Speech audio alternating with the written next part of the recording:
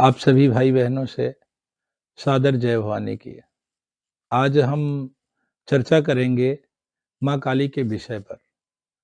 वैसे तो माँ भगवती माँ काली के विषय पर चर्चा करने के लिए जब ब्रह्मा विष्णु महेश जैसे देवताओं के पास सामर्थ्य नहीं है, तो फिर हम तुच्छ मनुष्यों की बात ही क्या है। फिर भी अपनी बुद्धि के अनुसार, अपने ज्ञान के अनुसार माँ भगवती माँ काली के विषय पर कुछ चर्चा करेंगे कि माँ काली किसे कहा जाता है? काली का अर्थ क्या होता है? तो काली का अर्थ है जो सभी को अपने अंदर समाहित करने की ताकत रखती हो, क्षमता रखती हो, उसे माँ काली कहा जाता है। जिस प्रकार से काले रंग पर कोई दूसरा रंग नहीं चढ़ाया जा सकता। आप लोग स्वतः प्रैक्टिकल करके देखें, पहले किसी वस्तु में काला रंग कर दें, काला पेंट कर दें, फिर उसपे अगर दूसरा कोई रंग चढ़ाना चाहते हैं, तो वही काला रंग सभी रंगों को अपने अंदर समाहित कर लेता है। उसी तरह से माँ भगवती, माँ काली संपूर्ण जगत को अपने अंदर समाहित करने की ताकत रखती हैं, क्षमता रखती हैं। लेकिन मेरे भाई-बहन, कुछ लोगों का कथन है, कुछ लोग कहते हैं कि माँ भगवती, माँ काली का स्वरूप विकराल है, भयानक है, इसलिए उनका पूजन घर में नहीं करना चाहिए और ना ही उनकी तस्वीर को अपने घर में रखना चाहिए। ऐसे लोगों से कहना चाहते हैं, निवेदन करना चाहते हैं कि मेरे भाई-बहन, पहले तो आप लोग विचार करें कि माँ भगवती आदिशक्ति ने इस स्वरूप को क्यों धारण किया?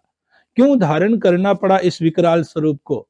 तो हमारे धर्म ग्रंथों में वर्णन आता है कि जब दैत्यों के अनाचार अत्याचार से सभी देवता भक्त पराजित होते हैं, परेशान होते हैं और भगवती आदिशक्ति अनेकों स्वरूपों को धारण करने के बाद जब इन दुष्ट दैत्यों का संहार नहीं कर पाती, वध नहीं कर पाती, तब अत्यंत क्रोधित होकर के इस विकराल स्वरूप को धारण करती हैं, जिसे देख करके बड़े-बड़े दानव थर-थर कांपने लगते हैं।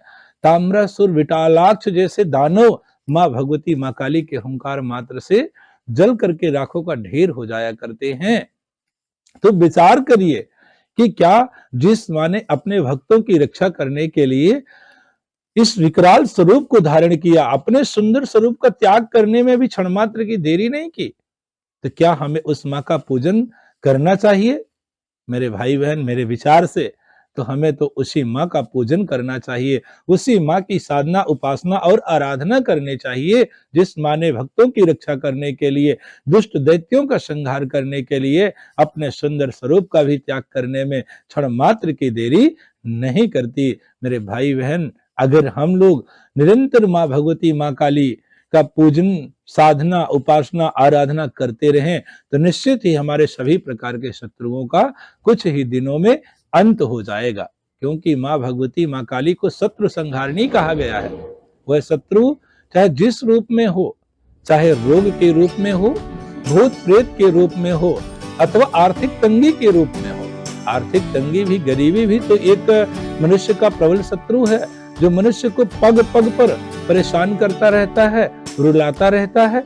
तो इन सभी प्रकार के शत्रुओं का नाश करने के लिए, नष्ट करने के लिए हमें माँ भगवती, माँ काली की साधना, उपासना, आराधना करनी चाहिए। निश्चित ही माँ भगवती, माँ काली की कृपा से कुछ ही दिनों में हम सभी भक्तों का जीवन सुखमय हो जाएगा, आनंदमय हो जाएगा।